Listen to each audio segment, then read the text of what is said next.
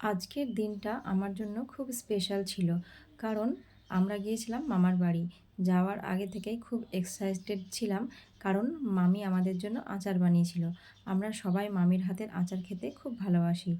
আর মামি আমাদের জন্য আলাদা করে আচার তুলেও রেখেছিল। মামি আবার বাড়ির জন্য কিছুটা আচার দিয়ে দিল। তাতে খুশি আরও দ্বিগুণ হয়ে গেল। তারপরে আমরা সবাই চলে গেলাম মেলায়। মেলায় গিয়ে চারপাশের রঙিন আলো, ভিড় আর আনন্দময় পরিবেশ দেখে মনটা ভরে গেল। ঘুরলাম, কিছু খেলাম, দেখলাম আর কিছু কেনাকাটা শুরু করে দিলাম। আর অনেক মজা করলাম। পুরো বিকালটা হাসি আর আনন্দে কেটে গেল আমাদের। বেশ মজাই হলো। কী আনন্দ পাচ্ছিলাম। তারপরে দোলনায় চাপা নিয়ে তো দারুণ আনন্দ। আর কিছু দোলনায় আবার একটু ভয়ও পেয়ে গেছিলাম।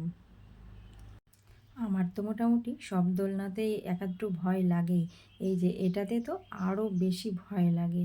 আমি তো অর্ধেকটা চেপে আবার নেমে পড়েছি থামাতে বলে। অসম্ভব ভয় লাগছিল।